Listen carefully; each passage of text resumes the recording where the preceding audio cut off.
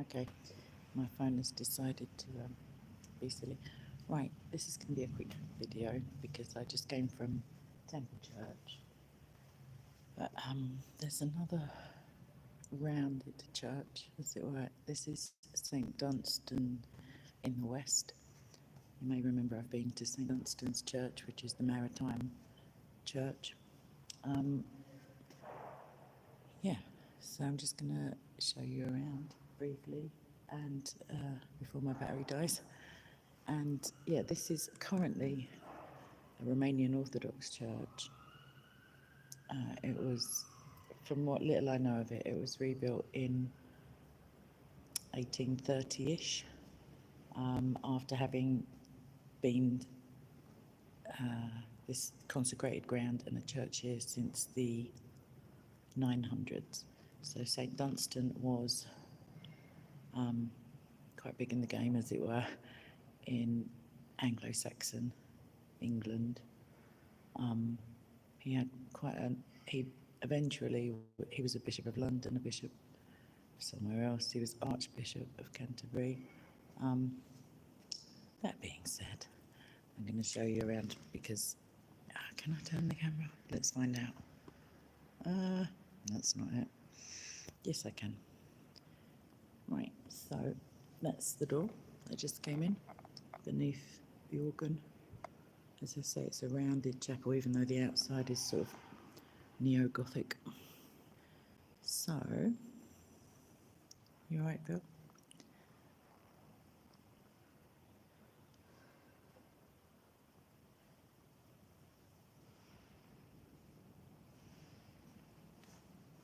The lighting's not terribly good.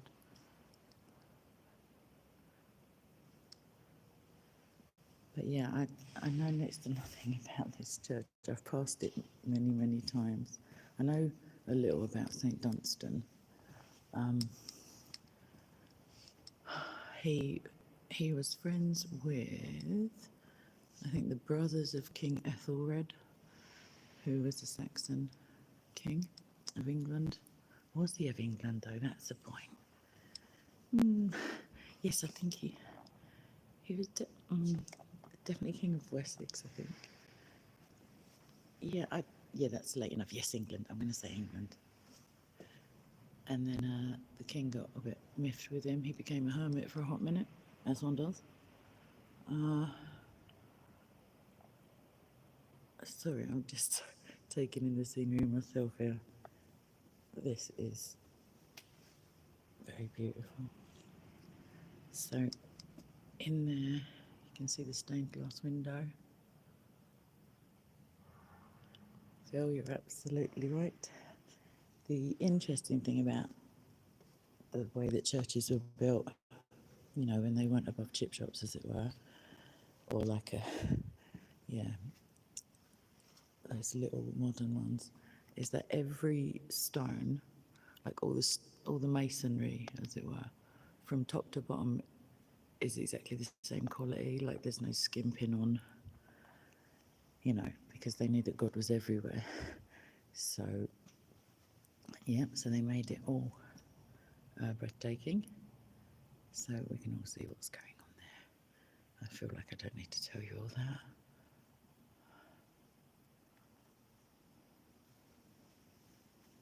I do like the Orthodox style of like iconography and artwork. Georgie boy, again. Right, here's the altar. There's the Lord's Prayer in English. There's the commandments and one of the creeds. That's pretty stunning. St Anselm, you know, of the ontological argument, that guy. Archbishop Lanfranc. Dunstan is second from the left in the blue, snazzy blue outfit. I think I did them all, didn't I? Yeah. Archbishop Lanfranc, then St Dunstan, then St Anselm, and then Stephen Langton, who looks like a cardinal from the Get Up. That's the lectern where the minister delivers the sermon. I just came from a service at the Templar Church, which was lovely, but I didn't make any more vids there because I know full well that I'll be going back many times. Okay, to the glory of God and in filial, or brotherly, obviously, remembrance of Henry Butterworth, 1786 to 1860, and of his wife Elizabeth Henry, born Elizabeth Whitehead, 1797 to 1853, both long residents in the parish of St Dunstan's in the West. This window was inserted 5th of December 1889 by their son Joshua Whitehead Butterworth. And it's pretty cool. Well done, Joshua. So these are all memorials. The Latin, I'm afraid, mainly escapes me. I've got, I know some. It makes more sense in my head when I'm looking at it, if you know what I mean. This is, as I said, it's a rounded chapel, but I'm now to the right as you're looking at it from the back of the altar. What else do we have? Is it a postern? Oh gosh, I think I got that wrong. I don't know. It's the thing you put the book on. Not far from this place lieth the body of the famed swordman, Alexander Leighton, Minister of Defence, who departed this life. When did he depart this life, Kay? Departed this life, in Old English, the 1st of June 1679. John Brewer of Gray's Inn, Esquire, once a scholar of his, hath in gratitude caused this inscription to be made in 1681, so 2 years after Alexander passed. Oh, how sad that it's rubbed away. Oh gosh, thrusts like lightning flew more, skilful deaf parted them all, and beat him out of breath. It's nice to know, isn't it? At least it's in English. There's a coat of arms, and I cannot, I'm afraid, read. Oh, it's Henry Hoare, so there are 3 companies close by. One of them, Hoare, Hoare, and they, I think in perpetuity, or at least up until the present day, contribute financially to the church. How pretty is it? I mean, come on now. With your blooming little bungalow churches. Not that that's not, it's better than no church at all, but still. This monument, removed from the ancient church of the parish, i.e. the original, was restored and erected in this place by the parishioners in 1832 as a sincere, though inadequate, expression of their feelings toward a family long resident among them, and whose many virtues and extensive munificence command their respect, admiration, and gratitude. That's Hoare, yes, Sir Richard Hoare, Alderman and Lord Mayor of this city in the memorable year 1741, but my eyesight is not going to allow me, I don't think. Or maybe. Who else is it? And the universal satisfaction of his fellow citizens. He died October 12, 1740, could be one.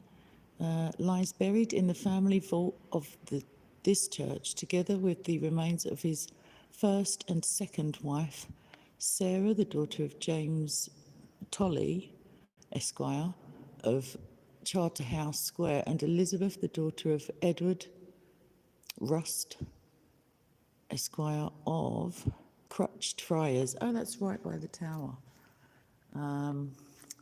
By each of whom he left one son now living to pay this last tribute of gratitude and respect to an affectionate parent.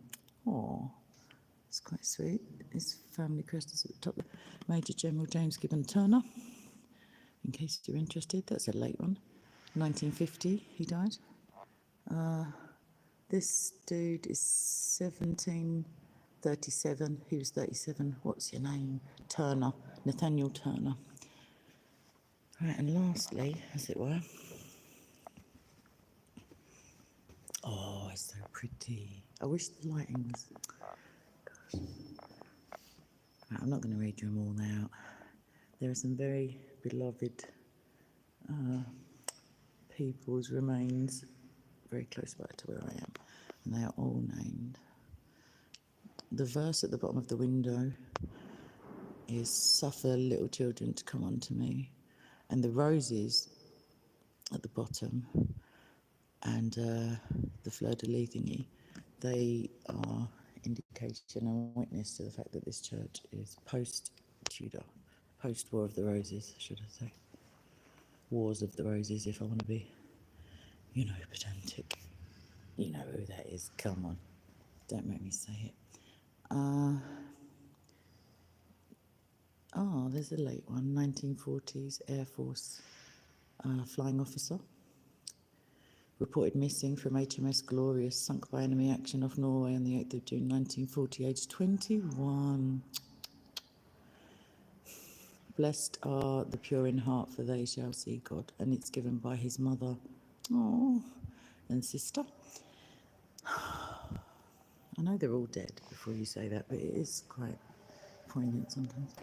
Okay, this lady, Georgina, is the beloved wife of the Reverend Edward Oriel. She entered into arrest on the 23rd of October 1864, and she was aged 53. So now you know. That's where the candles for the departed were or are used. That's for the living over there. Mustn't get them muddled up, can you imagine? All of the angels have posed differently for the sculptor. That's obviously not obviously, that's the baptismal font. Right, so I'll do one more little scoot around. I may as well just give you a panoramic.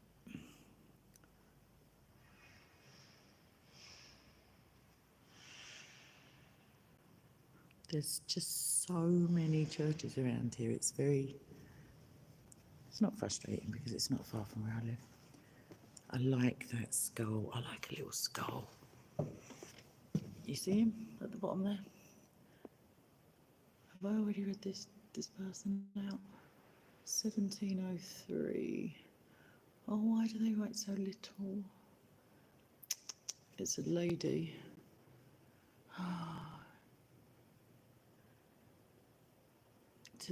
To the north of this place, with her something daughter, the body of the much lamented wife of Nathaniel. Come on, what's your name, love? Oh, I'm so sorry. I can't see her name. I can't make it out. She was Mrs. Nathaniel. That Nathaniel, you remember him. This is in Latin, and they need to just stop it now. Right, so quick. Oh, hello, armor of God. Right.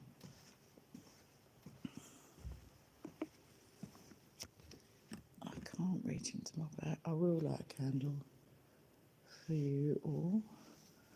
I will, but I just have to have the Mary Poppins bag of my four bears turned into my mother, so I have to go on an expedition just to find my purse. But I'll do that once I stop filming. Yeah, I took some more photos of the outside of Temple Church, the Templar Church. That's another close-up of that window, which is just... Oh, it's John Donne on the right. He's one of my favourite poets. What's happening, Baz? I wanted you to come with me, Baz. Yeah, John Donne. He wrote The Flea. He was trying to charm a lady. And he basically equated having a little kiss with he said, well, if the flea bites you and then bites me, I mean, aren't we then joined already, you know? You got to give him credit. Chaps. I love a chap. Right, that's, I can't believe I was about to say who that is. Don't be silly, Kay. That's beautiful, is what that is. Baz, I can't read your thingy because I don't have my specs on, but I'm whizzing my way around so I can read it. Another skull, love a skull. The Honest Solicitor. Oh my gosh, we need a close up of that. Okay, Hobson Judkin, Esquire. He was late of Clifford's Inn, which I don't think is extant anymore. And it was erected by his clients as a token of gratitude and respect for his honest, faithful, and friendly conduct to them through life. Go, reader, and imitate Hobson Judkin. I'll give it a go. I'm not going to start practicing law though. You can't see that because of the light. There's a lion. Oh, I can't remember all my chivalric. It's on its back legs, and it says, let me just put you down a minute because of the light. It says, near unto this place lieth interred the body of Mrs. Elizabeth Moore, in brackets, sometime wife, oh, I like her already, sometime wife to Mr. George Moore of Maidstmorton in Buckinghamshire, formerly inhabitant and member of this parish, and that's end brackets. She departed this life, spelt with a Y, the 21st of January in the year of our Lord God, 1668. So she, oh gosh, she got through the Black Plague. I just saw a mouse, an actual church mouse. So she got through the plague, through the fire, and then said, nah, I can't be bothered. Last year was quite boring. I think I'll pop off. She probably didn't say that. Right, who are you, love? No, you're in Latin, aren't you? Yeah. Some dude. Oh, come on, what's your name? All right, let's just extract a name. Etherston. Cuthbertus? Yep, Cuthbert. We're going to say Etherston. Or Featherstone. Featherstone. Go on, Kay.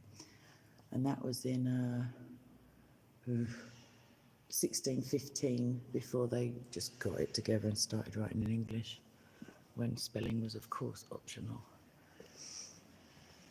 As was grammar and making any sense to the modern reader. That's such a shame, because that is a stained glass window, but I feel that there's a building outside blocking the light. See, that's the way you want to go. The one at the bottom just says, at the beginning, in fond memory of Susan. I just straight to the point. Those are quite modern. Who are you up there? No, you're in Latin. Sorry, babes. Right, anyway, I feel slightly irreverent. So I am going to get out of here. Let me just give you the final, like the way it looks when you walk in, which is pretty spectacular. Yeah.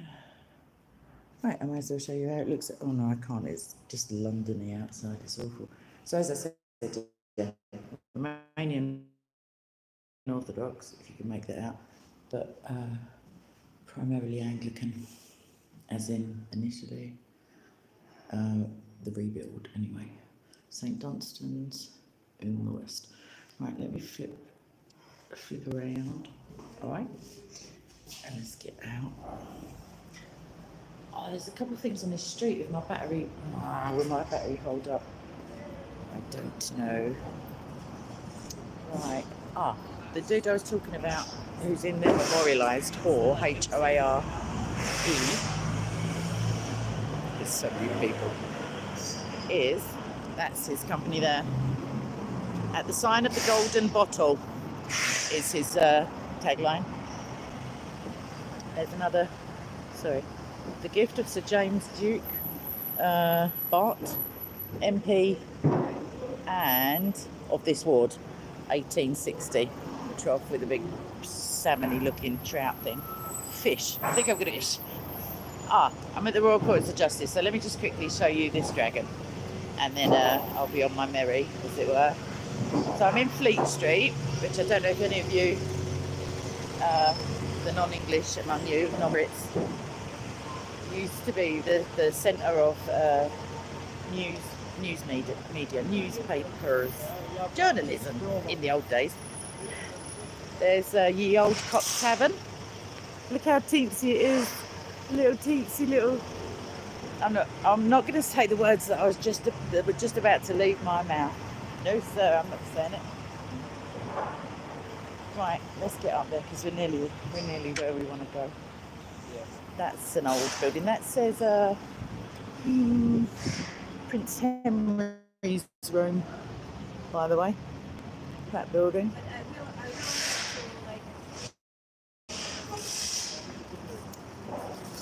So now you know that through that you can get to Temple Church through that little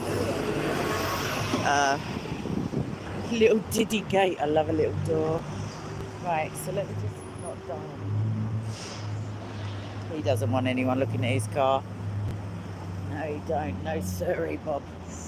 Or Bob. Right, give it. I know, I'm good.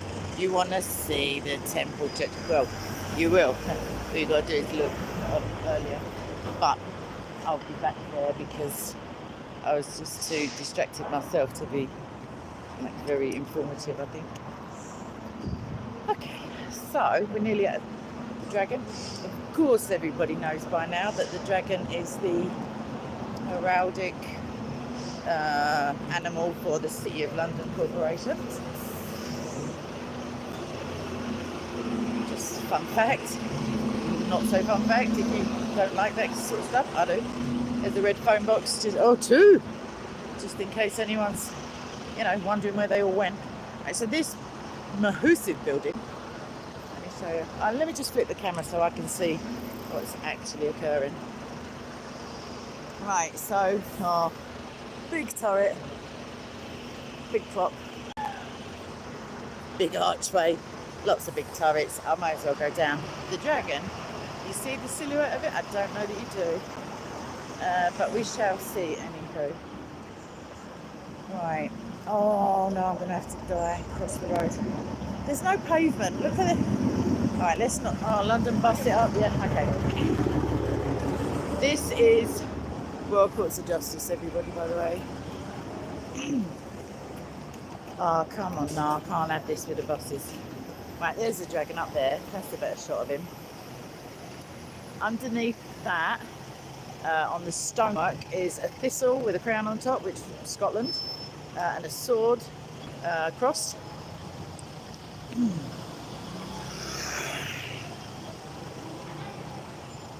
I'm just double checking my royal family. I'm pretty confident that's supposed to be George underneath. I don't know how well you can.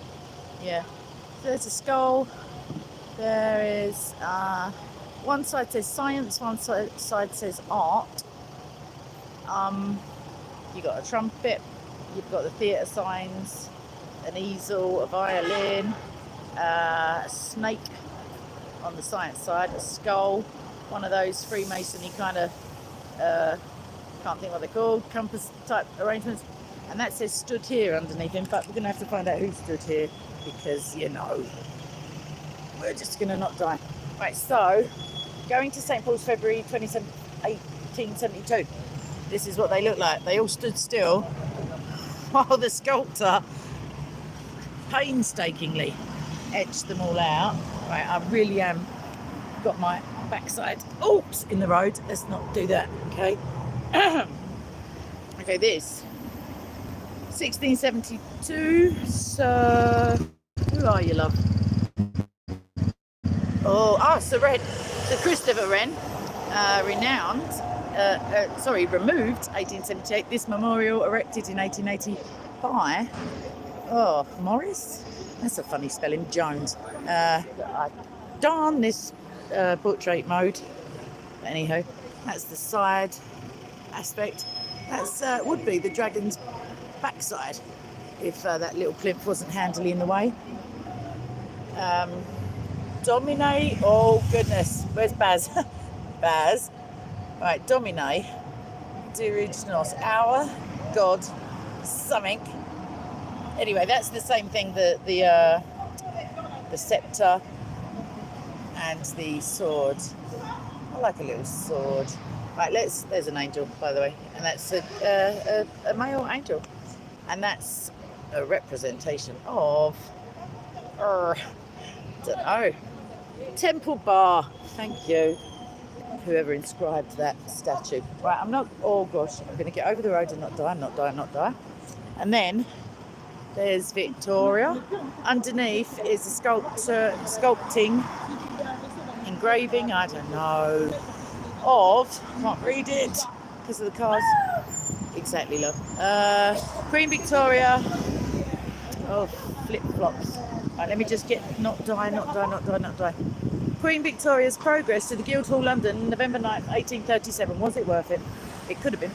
I mean, I'm sure her procession in 1837 was, because that's when she was crowned Queen of England, until she wasn't Queen of England anymore in 1901, as everybody knows.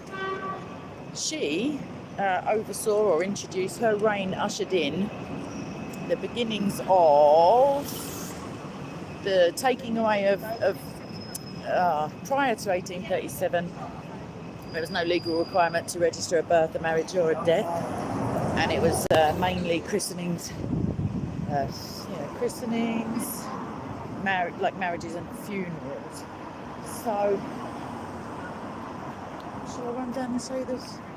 Should I show you the outside of the temple church again? Now let's see what you're chit-chatting, because I ain't got a lot of battery, people. And there's churches every 32 seconds. It's beautiful. It's lovely. What you saying?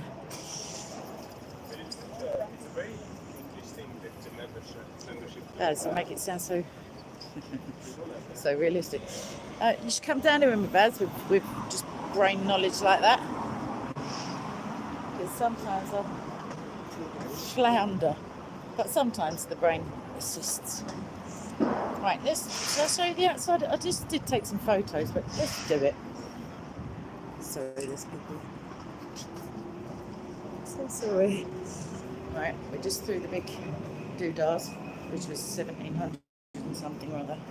Right, so this is, when I turn it around, this is the approach to the church built by the Templars. So when I can already see the entrance, but I don't know what the lighting's like.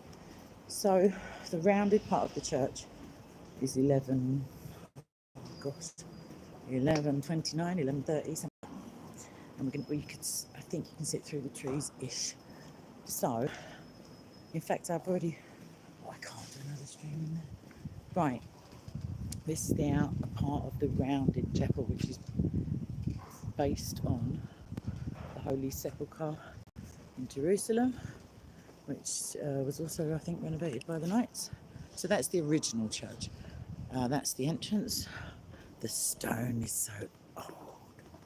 Not this bit, you can tell this is like, but look at these dudes. They do like a little face in the stone. Look at the door. Come on.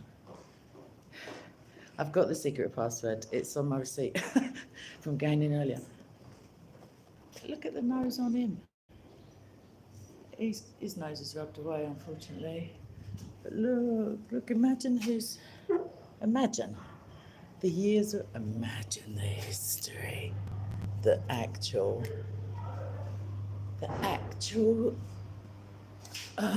Templars.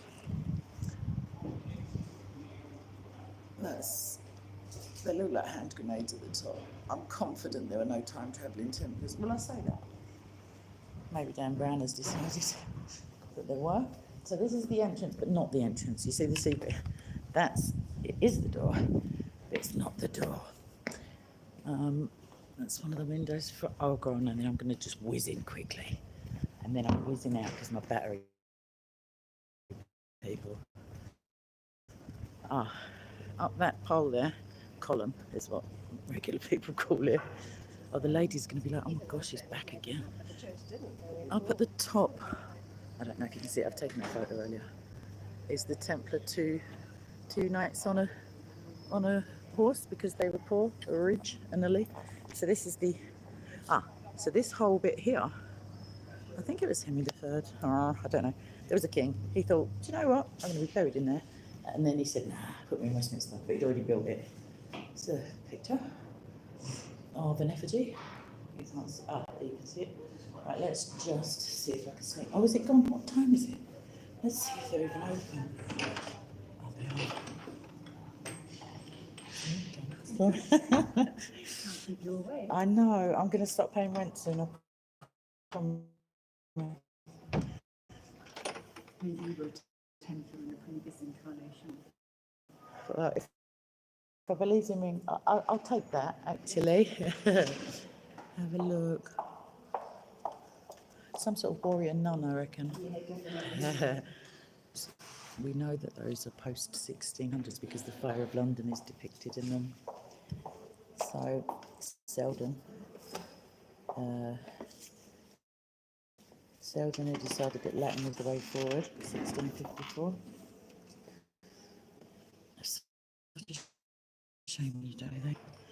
Martin? That do, Martin. We're going to say Martin. He's got a book. He looks a bit Tudory. He's got a ruff. I've already been in here, by the way. Oh, my God, you're such a wasted effort. I only came in for you. Right, that's the lion. I hope you have a lovely day too. This is Marshall, William Marshall, the second Earl, the son of the first one. The Magna Carta, of course, was ratified and reintroduced by Marshall, who was regent to one of the Henrys when he was too young. The baptismal font over there. Windows,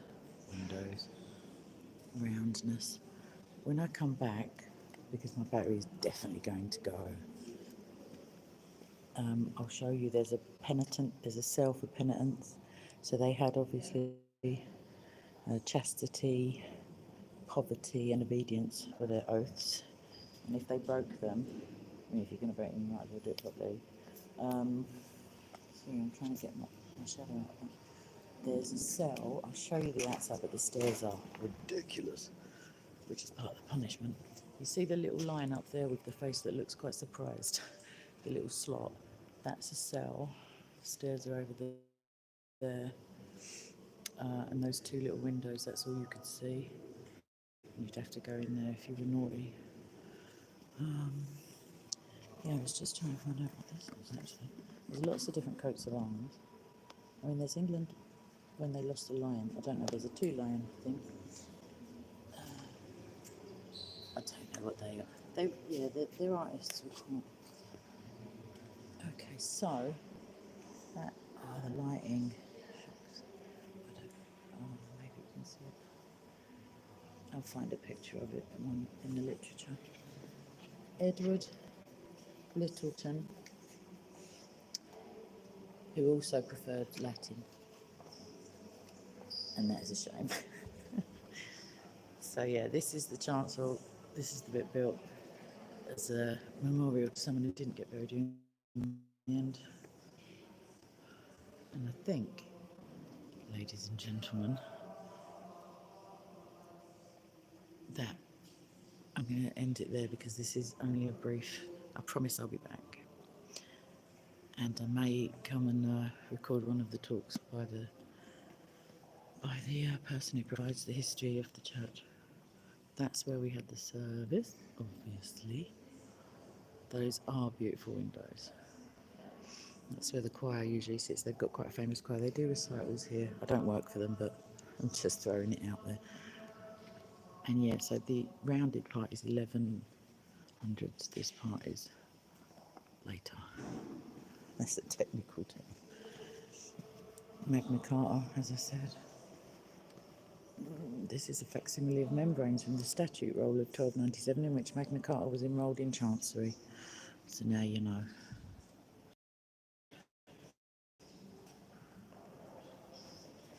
Yeah, now you can read that if you like. Right. Who's he again? Geoffrey de Mandeville.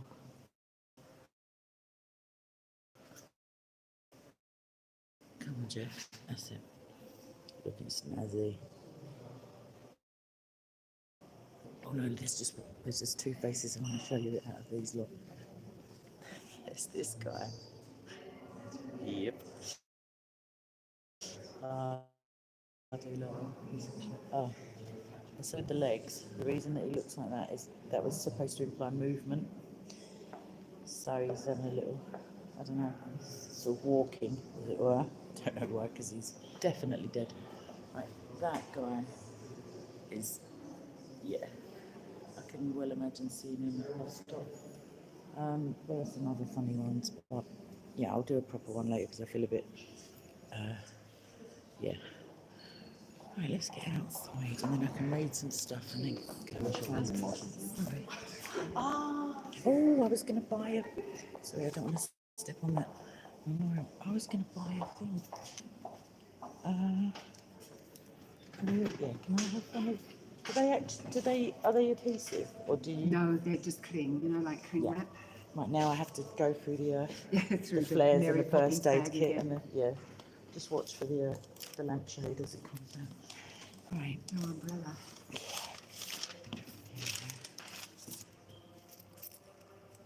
Sorry, 1 minute. Thank you.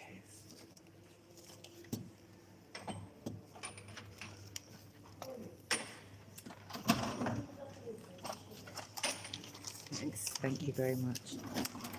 Hello. I remember it. Right. Thank you very much. That was a loud noise, sorry. Right.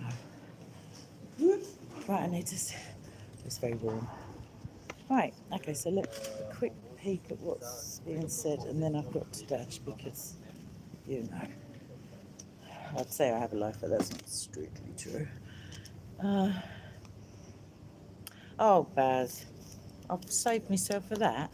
Well done, you. Go and cycle around in this boiling heat. All right, that's my cue to go. If, you know, yeah. So anyway, lots of love, and I shall, excuse me, I shall just sweat a little bit, and then I'll see you all soonish. All right, lots of love.